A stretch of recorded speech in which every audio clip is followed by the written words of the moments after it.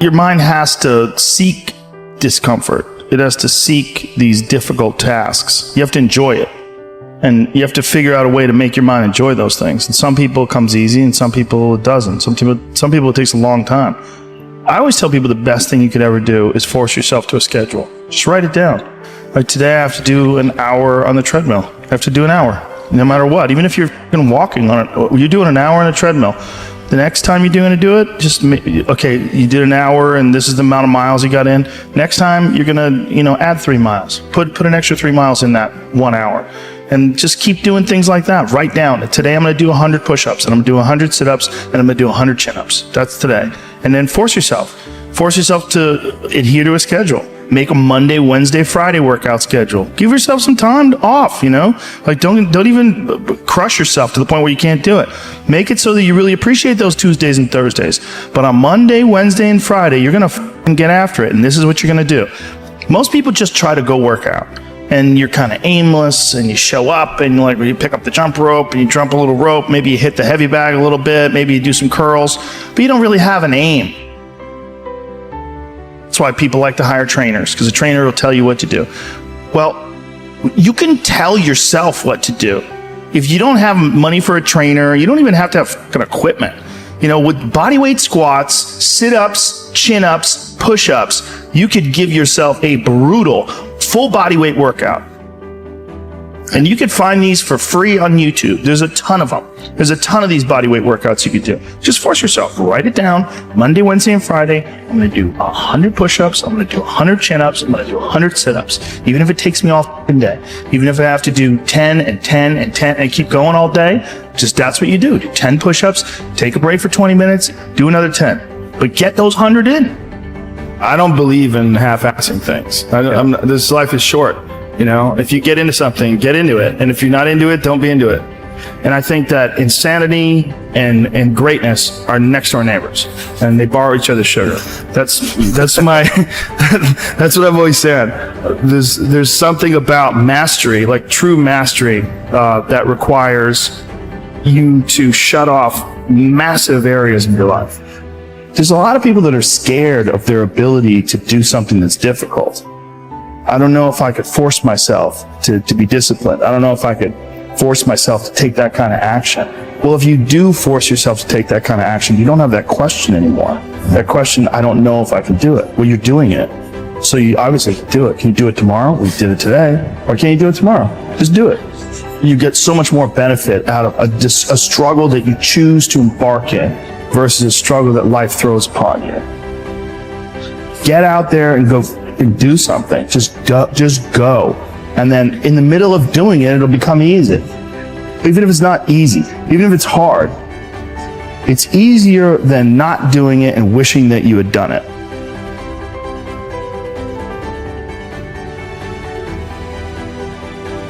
Oftentimes people confuse discipline with focus. And this is why that's important. There are things that some people can excel at because they're focused on them and because they're drawn to it and they have an incredible passion for it. Versus, like, you tell a guy, like, hey, you're going to study to be an electrical engineer. And it's like, I don't want to be a fucking electrical engineer. Well, you got to have discipline. And so they don't have the drive, and they don't get excited about it, and they don't do. But if you tell that guy, whatever, you're going to be a golfer, and he loves golf, and he's practicing every day, and he becomes a professional golfer. And you say, well, I thought that guy didn't have any discipline. Well, it's not that he didn't have any discipline. He's just not interested in that other thing. I was never a disciplined kid, but I would find things that I loved, and I was obsessed. And I always felt embarrassed by it because people would say, oh, your son, like to my mom, your son is so disciplined. And she'd be like, my son's fucking crazy. Like, he's not disciplined. He finds these things and that's all he does all day long. Right. Like, it's not really discipline because he doesn't clean his room. Right. He's fucking lazy. There's all sorts of shit he's supposed to do. I never did my homework. But if I had a thing that I was into, I was obsessed. You were crazy about it. But it would bother me that I didn't really have discipline. Like, if I had jobs that I had to do, I didn't do a good job at them, like construction jobs that I had. But when it came to martial arts... How did you find those things, though? How did you find those things? You stumbled upon them? Lucky. Just got lucky. Martial arts, I just got lucky. And it clicked with me, like, almost immediately. I became obsessed. you know, and I wanted to excel at it. And so I was just doing it all day long. And I think the more you choose to embark in these struggles, these especially physical and mental struggles, because I consider both martial arts, yoga, and actually even trail running, I consider the mental struggles as much as physical struggles. Like, because I could stop anytime I want. I'm halfway up the hill, I can go, fuck this. I'm walking the rest of the way. Call my dog over, put him on the leash. I'm like, we're walking, buddy. You know? But, or you could say, no, this is what I'm doing today. I have a very clear plan in front of me. My plan is we're doing 4 miles today. This is where we start. This is where we end. This is what we're doing.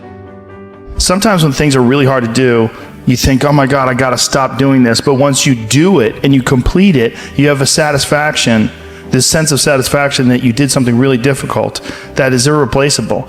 Some kids never get that, and they just stay fat and stupid their whole life. Right. And some kids, they get these little lessons, and then they realize, like, you can push yourself and you can get somewhere. You know, some kids get real lucky and they get involved in sports or martial arts early, and one of the best benefits of sports is you realize that through hard work you get improvement, through improvement you get success, through success you get that big dopamine rush, you get that good confidence, feeling, right. You get confidence, you get this knowledge. You get the girl. Yeah, you get, sometimes I didn't, but you get this knowledge that you can do something that's difficult and you can overcome, even though it feels like you can't. You're gonna have days where you suck, but those days are so motivational. I mean, that's the bright side of tragedy. So when you come through it, you really will have an appreciation for the moments without tragedy. You don't really feel it unless unless life burns you. You don't really feel it.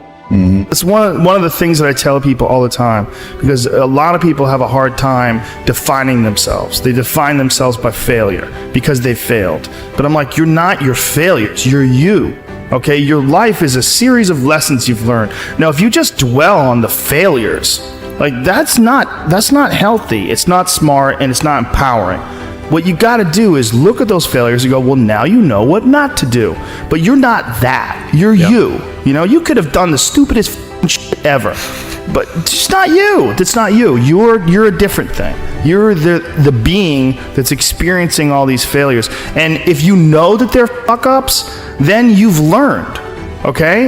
If you repeat them over and over again, well, then I can't talk to you. You know, if you keep going back and doing the same stupid shit over and over again, well, you got a deeper issue. You know, I don't know what it is, but I don't have the time. Building up that ability to endure things, that's also a very important mechanism that you could apply to everyday life. Like that, the mechanism of understanding how to endure. Like Jocko Willink's perfect example. You know, he has that thing on his, if you go to his Instagram page, almost every other photo is a watch. And it's a watch that says 4:30 in the morning, because that's when he gets up and he works out and he earns the sunset. And he does that. He's so disciplined, and he's got this saying that's a great saying: discipline equals freedom. And it's true, because he's able to force himself to do that every single time. There's no excuses. There's no breaks. There's no days off. It doesn't happen. So because of that, you're not scared. You know that you keep doing it. You know that you can continue to perform. Because a lot of people are just running from discomfort. They're running from it. They're just avoiding it. It's so easy to. And like if you get distracted for a second, you're like, let me check my phone. You just start going through your phone and looking at bullshit, and you're just distracting yourself from the tiniest frustration of boredom. Just a little, we don't get bored anymore. Or if we get bored for these tiny amounts of time, then you get distracted. So your distraction is eliminating your boredom. But the problem with that is, like, there's certain thoughts that only come to you when you're thinking, when you don't have any input coming in. When we're constantly looking at our phones, the only input you're getting is input from other people. And sometimes that's good. Sometimes you get good stuff out of that, but it's like a diet of only fruit. Don't think that you're that person that made those mistakes. You're the person who's learned, you know, and to have that attitude is a really important thing. And to not say, why am I doing this now? I could have been doing this my whole life. Well, you weren't, so the fuck is that going to help? You know, you gotta not think like that. You just gotta be happy you're doing it now.